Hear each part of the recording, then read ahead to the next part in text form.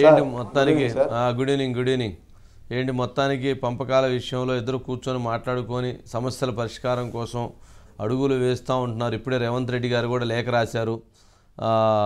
దానికి వేదికకి సిద్ధం, మాట్లాడుకోవడానికి మేము సిద్ధంగా ఉన్నామని. ఏంటి మొత్తానికి చంద్రబాబు నాయుడు గారు చొరవ తీసుకున్నాడు, రేవంత్ రెడ్డి గారు కూడా ఆ చొరవను చూపించారు.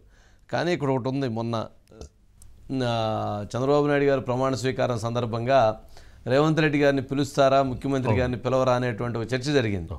పిలిస్తే వెళతామనేటువంటి అంశాన్ని కూడా పరోక్షంగా రేవంత్ రెడ్డి గారు ఎక్కడో మాట్లాడినట్టున్నారు.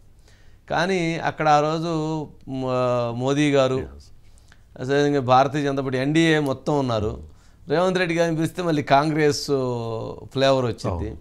మళ్ళీ అదొక రకమైనటువంటి మళ్ళీ చర్చకి తావిస్తుంది అనేటువంటి ఉద్దేశంతో మొత్తానికి అంటే ఇతర రాష్ట్రాల ముఖ్యమంత్రులను ఎవరిని పిలిచినట్లేదు. ఎవరు వచ్చారు? బీజేపీ పాలిత రాష్ట్రాలు, బీజేపీ పాలిత వాళ్ళు వచ్చారు, మనకు వచ్చారు. కానీ వీళ్ళు మిగిలినటువంటి వాళ్ళు పిలవలేదు.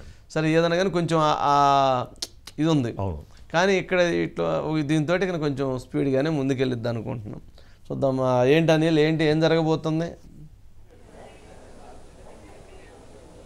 అంటే రెండు రాష్ట్రాల మధ్య పరిష్కారం కానీ అనేక అంశాలు ఇప్పటికీ ఉన్నాయి సార్. విభజన జరిగి 10 ఏళ్ళు పూర్తయిపోయినప్పటికీ కూడా అనేక సమస్యలు రెండు రాష్ట్రాల మధ్య కొనసాగుతున్నాయి. వాటి పరిష్కారానికి ఒకసారి భేటీ అయితే బాగుంటుంది అనేది ఆంధ్రప్రదేశ్ ముఖ్యమంత్రి చంద్రబాబు ఆలోచించి ఒక లేఖ రాస్తే దానికి వెంటనే కూడా తెలంగాణ ముఖ్యమంత్రి రేవంత్ రెడ్డి కూడా స్పందించి ఒక వేదికతో ముందుకు వెళ్దాము, సమస్యల పరిష్కారానికి కృషి చేద్దామంటూ కూడా పేర్కొన్నారు. ఖచ్చితంగా ఇది రెండు రాష్ట్రాల మధ్య ఒక సత్సంబంధాలు పెంచడానికి ఉపయోగపడుతోంది.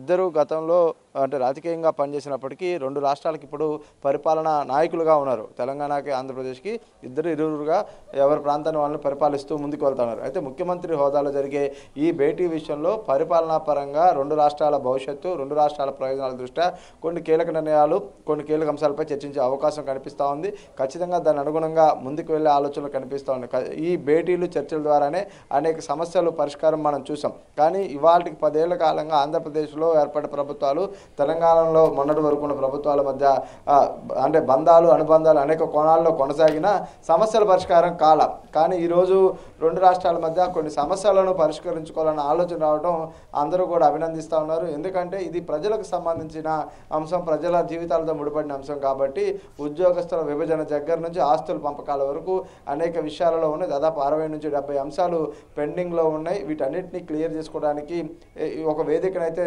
రూపొందించుకొని ముందుకు వెళ్తున్నారు. గతంలో తెలంగాణ ప్రభుత్వం, ఆంధ్రప్రదేశ్ ప్రభుత్వం ఏదైతే 2014 ఏర్పడిన తర్వాత అధికారులు అనేక సార్లు భేటీ అయినా కూడా పంపకాలు ఏవి జరగలేదు సార్.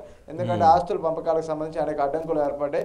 వాటి అన్నిటి పరిష్కారం కనుక జరిగితే రెండు రాష్ట్రాల అభివృద్ధికి, రెండు రాష్ట్రాల పురోగతికి, వారి మధ్య సత్సంబంధాలకి మరింత అవకాశం దొరికే పరిస్థితి ఉంది.